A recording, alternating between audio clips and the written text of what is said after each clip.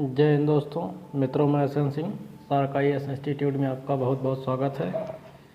मित्रों, यहाँ पर मैथ रीजनिंग का मिक्स क्वेश्चन प्रैक्टिस बेस चल रहा है, जिसमें UPSC, state PCS, railway, banking और यूपी पुलिस, यूपी लेखपाल, यूपी टेट और अदर जितने भी एग्ज़ाम जहाँ पे आपका मैथ और रीजनिंग का क्वेश्चन पूछा जाता है, कंपटीशन लेवल में कम समय में अच्छा क्वालिटी देते हुए आपको कम समय में प्रैक्टिस कराया जा रहा है, वो भी मिक्स क्वेश्चन। ठीक ना।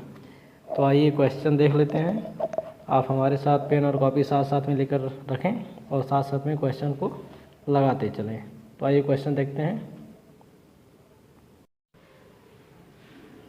फर्स्ट क्वेश्चन है 5, 8, 13 और x का देखिए मान यहाँ पर निकालना है। ठीक, 34 और यहाँ पर संख्याएं दी हुई। ठीक ना। तो यहाँ पर देख लेते हैं कि 5, 8, 13। यहाँ पर देखिए 5, 8 आपका जो प्लस कर दिए तो इसके बराबर 13 आ गया। ठीक, उसके बाद x आ गया, फिर 34, 55, 89। हम देख सकते हैं इसको जोड़ेंगे 34 और 55 को तो 89 आता है। ठीक ना। तो इसी प्रकार हम 8 और 13 जो है 8 और 13 जोड़ देंगे तो आपका आ जाएगा 21। अगर हम 21 एक्स का स्थान पर रख देते हैं तो ये सीरीज बराबर कंटिन्यू चलती जाएगी। ठीक ना। और आंसर आपका सही आएगा। इस हिसाब से ऑप्शन नंबर भी सही हो जाएगा। आइए नेक्स्ट क्वेश्चन देखते हैं। नेक्स्ट क्वेश्चन में दिया है निम्नलिखित में से कौन सा एक इस संबंध की पुष्टि करता है। यानी जो देखिए अनुपात का चिन्ह है, यहाँ पर समानुपात का चिन्ह है, यानी कि इधर जो संबंध दिया हुआ है वही संबंध इधर भी रहेगा। ठीक, यहाँ पर देखिए डी, छोटा डी और ए, यानी इसको यहाँ पर रख दिया, फिर इसको देखिए यहाँ पर डी रख दिया। ठीक ना, डी, फिर जे बड़ा वाला डी। ठीक, इसी प्रकार आर बी कर दिया। ठीक, इसको हम ले लेते हैं। पहले देखिए बी, फिर बड़ा आर, फिर जे बड़ा वाला आर ले ही लेंगे। ठीक है, तो आ जाइए इस पर ऑप्शन नंबर सी सही हो जाएगा। नेक्स्ट क्वेश्चन देखते हैं। क्वेश्चन में दे रखा है देखिए L M N O P एक अर्धवृत्त है। ये हो गया आपका एक अर्धवृत्त पहला। ठीक, उसके बाद जिसको केंद्र आर है, यहाँ पर आपका आर केंद्र हो गया। ठीक ना।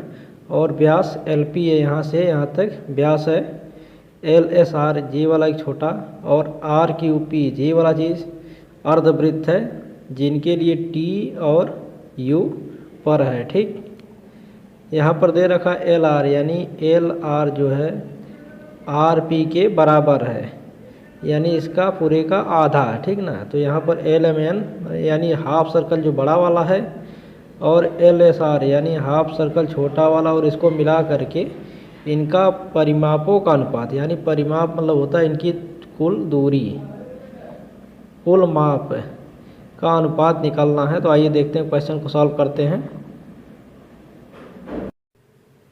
क्वेश्चन को लगाने का सबसे आसान और अच्छा तरीका है कि आप एल एम एन जो बड़ा वाला सर्कल है, L M N O P, और इसका एल एस आर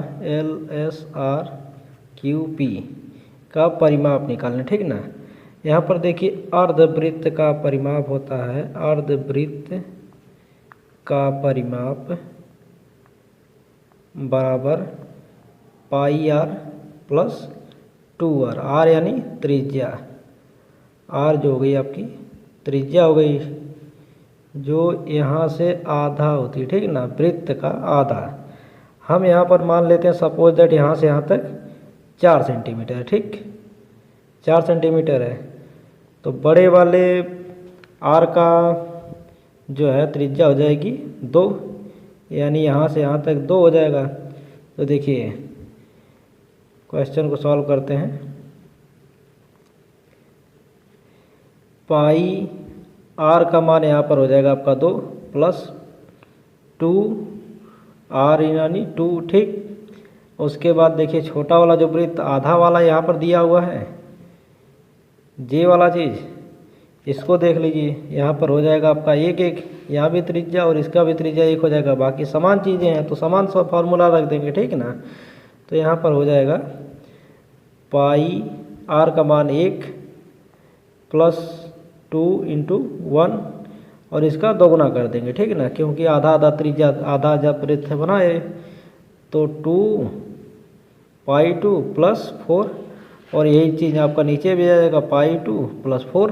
सॉल्व करेंगे तो ये कट जाएगा आपस में, यहाँ हो जाएगा आपका एक संबंध एक का अनुपात, यानी बड़ा और छोटा जो वृत्त दिया हुआ है इसका यही अनुपात आ जाएगा। ऑप्शन नंबर बी सही हो जाएगा। ठीक, यहाँ पर देखिए ये जो बड़ा वाला सर्कल पूछ रखा है, बड़ा वाला जो सर्कल जो है पूछ रखा है इसमें, तो इसमें हम इसका बड़ा वाला सर्कल का अनुपात ये छोटे वाले सर्कल से निकाल दिए, ठीक है ना। जहाँ पर दिया हुआ कि जी एल पी बराबर है यहाँ पे इसके हिसाब से तो हम निकाल देते हैं, तो यहाँ पर अनुपात आपका 1:1 आ जाएगा। ऑप्शन नंबर बी सही हो जाएगा। आइए नेक्स्ट क्वेश्चन देखते हैं।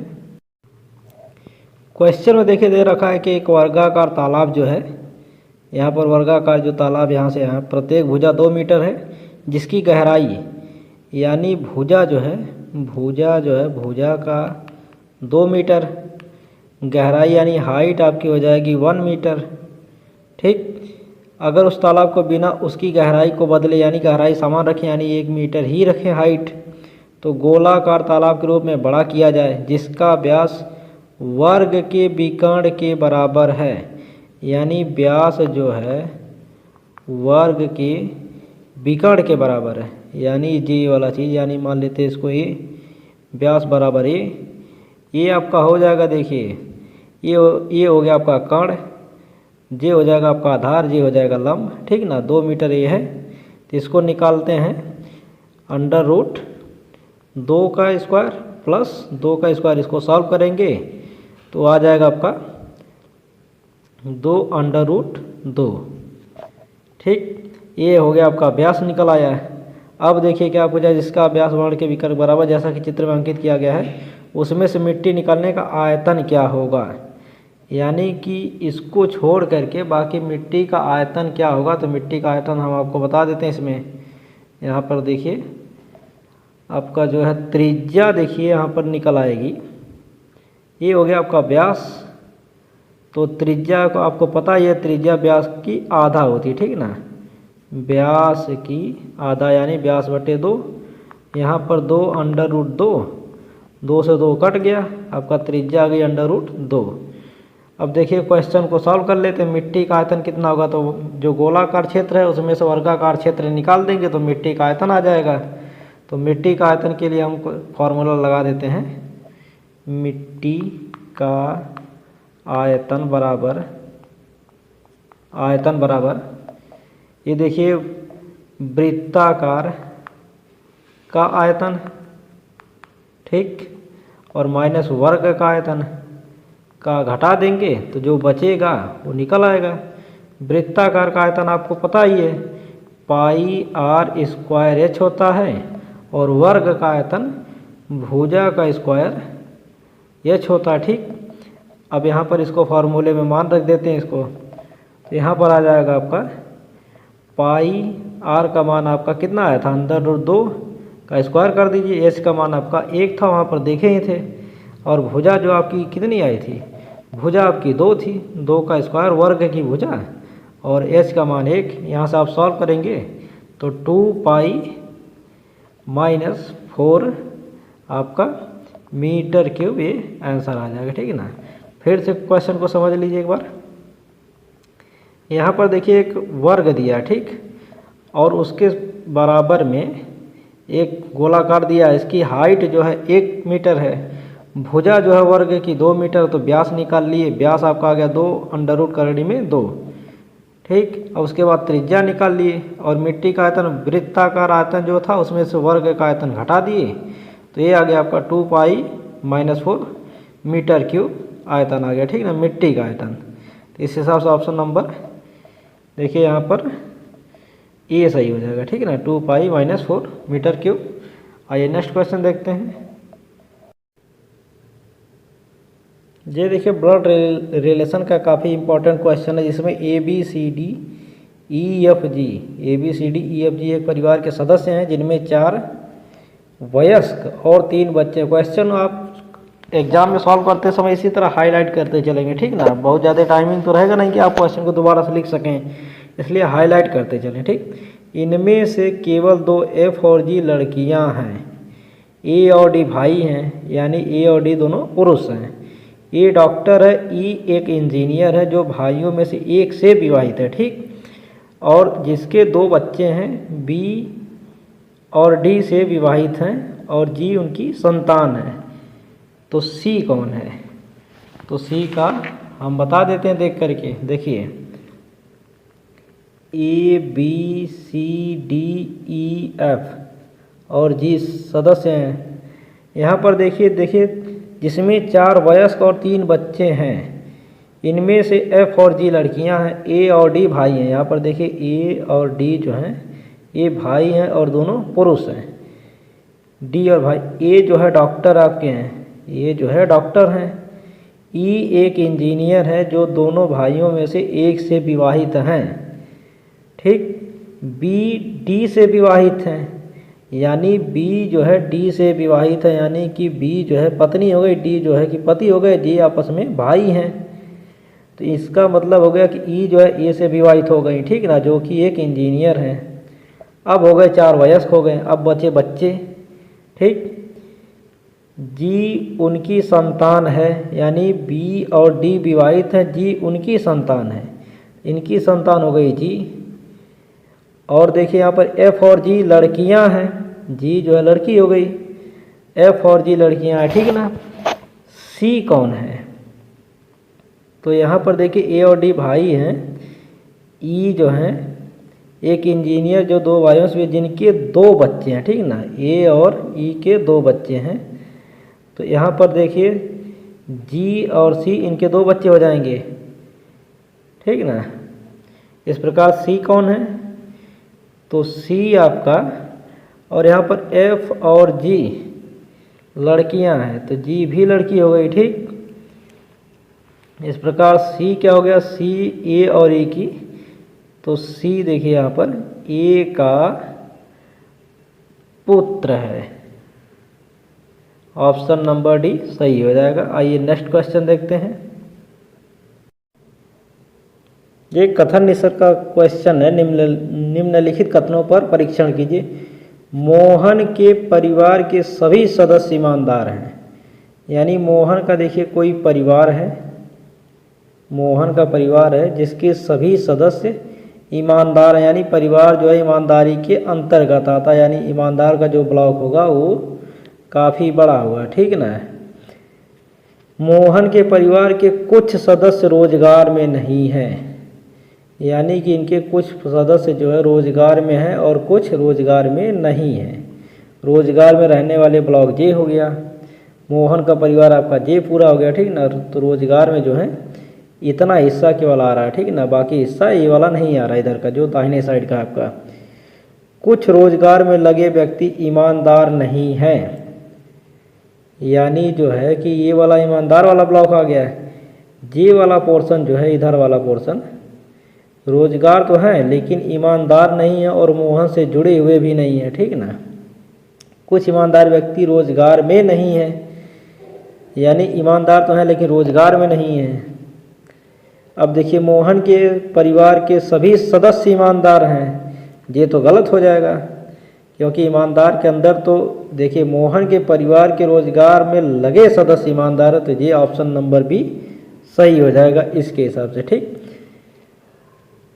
मोहन के परिवार के ईमानदार सदस्य रोजगार में नहीं है, तो इनके मोहन के परिवार के जितने भी सदस्य थे वो तो ईमानदार हैं और रोजगार में भी हैं, कुछ हैं, सभी तो हैं ही नहीं। तो इस प्रकार ऑप्शन नंबर सी भी गलत हो जाएगा। मोहन के परिवार के सदस्य ईमानदार हैं, ये भी गलत हो जाएगा। इस प्रकार ऑप्शन नंबर बी सही हो जाएगा। आइए नेक्स्ट क्वेश्चन देखते हैं। क्वेश्चन में दे रखा 3 वार्षिक परीक्षाओं में से जिनमें प्रत्येक का कुल योगांक 500, यानी 3 परीक्षाएं हुई हैं वार्षिक परीक्षाएं जिनमें 500 प्लस 500 और प्लस 500 अंक की परीक्षा हुई, ठीक ना। एक विद्यार्थी को प्रथम और द्वितीय वार्षिक परीक्षाओं में औसत अंक 45% और 55% प्राप्त हुए। 60% का समग्र औसत अंक प्राप्त करने के लिए तीसरी वार्षिक परीक्षा में उसे कितने अंक प्राप्त करने आवश्यक हैं? 60% समग्र औसत अंक का, यानी कि तीनों में मिला करके उसका 60% बने, 60% बने तभी तो 60% का औसत अंक होगा। लेकिन यहाँ पर आपका बना 45, 55 और 60, तो 60 तो आपका ये पूरा होगा थर्ड ईयर में, लेकिन इसका तो कुछ कम हुआ ना। यहाँ पर कितना कम हुआ? 15 और यहाँ पर 5, 20%। इसको 60% के साथ साथ 20% एक्स्ट्रा मार्क गेन करना पड़ेगा, ठीक ना। यानी कि इसको 80% नंबर लाना पड़ेगा। प्राप्त करने के लिए तीसरी वार्षिक परीक्षा में उसे कितने अंक प्राप्त करने आवश्यक है? तो देखिए 60% ऑलरेडी थर्ड ईयर का है, 20% इन दोनों का पूरा करने के लिए 20% इसका ले लेंगे तो 80%, और 80% जो है नंबर इसको प्राप्त करना पड़ेगा। कितने का? तो थर्ड ईयर के मार्क का, यानी 500 का, ठीक ना। तो 500 का 80% कितना होता है? देखिए 500 का 80% को हटाएंगे तो बटे 100 हो जाता है। काट देंगे इसको 0 से 0, यहाँ देखिए 0, 5/40, यानी कि 400 नंबर इसको थर्ड ईयर में लाना होगा, जिससे कि इसका एवरेज मार्क जो तीनों साल का 60% पूरा हो जाए। इस प्रकार ऑप्शन नंबर जो है बी सही हो जाएगा। ऑप्शन नंबर बी सही हो जाएगा। फिर से समझ लीजिए कि किसी परीक्षा में 500 अंक 3 ईयर का पेपर हो रहा है, ठीक ना। एक विद्यार्थी को प्रथम वर्ष, द्वितीय वर्ष परीक्षार्थियों में 45% और 55% अंक प्राप्त हुए, जबकि तीनों में प्राप्त होना चाहिए था 60%, जबकि थर्ड ईयर में इसको 60% प्राप्त हुई है। लेकिन 60% साथ और कितना गेन करना पड़ेगा? तो 20% और ज़्यादा, तो 80% हो गया। 80% का यानी 80% जो है 500 का 80% 400 नंबर होता है, यानी थर्ड ईयर में 400 नंबर लाएगा तो औसत अंक इसका 60% बन जाएगा। आइए नेक्स्ट क्वेश्चन देखते हैं। क्वेश्चन में दे रखा, सेना के कार्मिकों में से 1000 में से 8 की मृत्यु होती है, 1000 में से 8 की मृत्यु होती है, किंतु नागरिक जनसंख्या में प्रति 1000 में 20 लोगों की मृत्यु होती है। इस कथन से निम्नलिखित में से कौन सा निष्कर्ष निकाला जा सकता है? तो देखिए सेना में कार्मिक जो है वो तो 1000 में 60 की मृत्यु हुई, लेकिन ये तो फिक्स है नहीं कि हर बार 8 ही हो, कम भी हो सकती, ज़्यादा भी हो सकती, नहीं भी हो सकती है। नागरिक जनसंख्या में यह प्रति 1000 में से 20 होती है, लेकिन वो फिक्स तो है नहीं कि इतना होना ही चाहिए, कम भी हो सकती, नहीं भी हो सकती, या इससे ज़्यादा भी हो सकती है। तो सेना में भर्ती होना बेहतर है, तो कहा नहीं जा सकता, गलत हो जाएगा जी। यह संबंध आकस्मिक है, ये भी गलत है, क्योंकि भाई ये तो फिक्स तो है ही नहीं कि इंसान का मरना तय है। वो तो 1000 का जो जनसंख्या का गणना है तो बदल भी सकता, कम भी हो सकता, ज़्यादा भी हो सकता, नहीं भी हो सकता है। सशस्त्र बलों में जीवन गुणता सूचकांक इससे तो नहीं, मृत्यु से तो निकाला नहीं जा सकता दोनों का कंपैरिजन करके, क्योंकि उनकी विषम जातिता के कारण इन वर्गों की तुलना नहीं की जा सकती। ऑप्शन नंबर डी सही हो जाएगा, क्योंकि ये जो डाटा दिया हुआ है ये बदल सकता है, फिक्स नहीं है। इस प्रकार ऑप्शन नंबर डी सही हो जाएगा। ये नेक्स्ट क्वेश्चन देखते हैं। क्वेश्चन में दे रखा, बसें कारों की अपेक्षा अधिक दुर्घटनाओं का कारण है, यानी जो बस से जो दुर्घटनाएं हो रही वो ज़्यादा हो रही, किसकी अपेक्षा? कार से। ट्रक बसों की अपेक्षा कम दुर्घटनाओं का कारण होते हैं, जो ट्रक हैं उससे भी बस की अपेक्षा कम होते हैं दुर्घटना। इस कथन से हम निम्नलिखित में से कौन सा निष्कर्ष निकाल सकते हैं? सड़क पर ट्रकों की अपेक्षा बसें अधिक है, ये तो कहना गलत हो जाएगा, तो इस हिसाब से ऑप्शन नंबर ए गलत हो जाएगा। कार चालक बस चालकों की अपेक्षा सावधान है, तो ये भी गलत। ट्रक चालक कार अथवा बसों की अपेक्षा कुशल हैं, तो यहाँ पर देखिए कोई कंपैरिजन नहीं किया जा सकता, क्योंकि केवल बस का मैक्सिमम दे दिया, बाकी इनके दोनों के बीच में कोई कंपैरिजन नहीं है। ऑप्शन नंबर सी भी गलत हो जाएगा। इस प्रकार ऑप्शन नंबर डी सही हो जाएगा, क्योंकि बस, कार और ट्रक चालक जो दुर्घटनाएं कर रहे हैं, ये दुर्घटनाएं तो हो रही हैं क्योंकि कुशलता की जो है कमी है, और वो कमी तीनों में है। ठीक, यहाँ पर कमी का कंपैरिजन किसी परसेंटेज या किसी नंबर बेस पे नहीं किया हुआ है, इसलिए हम ज़्यादा कंपैरिजन निकाल नहीं सकते, खास करके कार और ट्रक में। तो ऑप्शन नंबर डी सही हो जाएगा। आइए कुछ क्वेश्चन हम आपको होमवर्क के रूप में दे देते हैं, उसको देख लीजिएगा, क्वेश्चन को करिए। नहीं समझ में आए तो कमेंट बॉक्स में कमेंट करके पूछ सकते हैं। होमवर्क के रूप में देखिए कुछ निर्देश दिया हुआ, कुछ डेटा यहाँ पर दिया हुआ है। इसके आधार पर एक पहला क्वेश्चन और दूसरा क्वेश्चन सॉल्व करिए। इस क्वेश्चन को करिए। आइए नेक्स्ट क्वेश्चन और देख लेते हैं होमवर्क के रूप में। ये नाव धारा का देखिए क्वेश्चन, किसी नाव की शांत जल में चाल जो है 5 किलोमीटर प्रति घंटा है और यह 1 किलोमीटर चौड़ी नदी को यथासंभव सबसे छोटे मार्ग में 15 मिनट में पार करती नदी जल का वेग आपको निकालना है। यहाँ पर आप देख सकते हैं कि नाव जल धारा का जो क्वेश्चन है, नाव जल धारा का क्वेश्चन, ये पहला क्वेश्चन अभी तक का क्लास में मिला हुआ है, तो एक नया क्वेश्चन है, तो इसको आप ट्राई करिए। और क्वेश्चन समझ में नहीं आया तो क्वेश्चन को कमेंट बॉक्स में कमेंट करके पूछिए, बाकी नेक्स्ट क्वेश्चन में आपको क्वेश्चन कराया जाएगा। तो इसी के साथ क्लास को बंद करते हैं। क्लास को ज़्यादा से ज़्यादा लाइक करिए, शेयर करिए, ज़्यादा से ज़्यादा सब्सक्राइब करिए। धन्यवाद।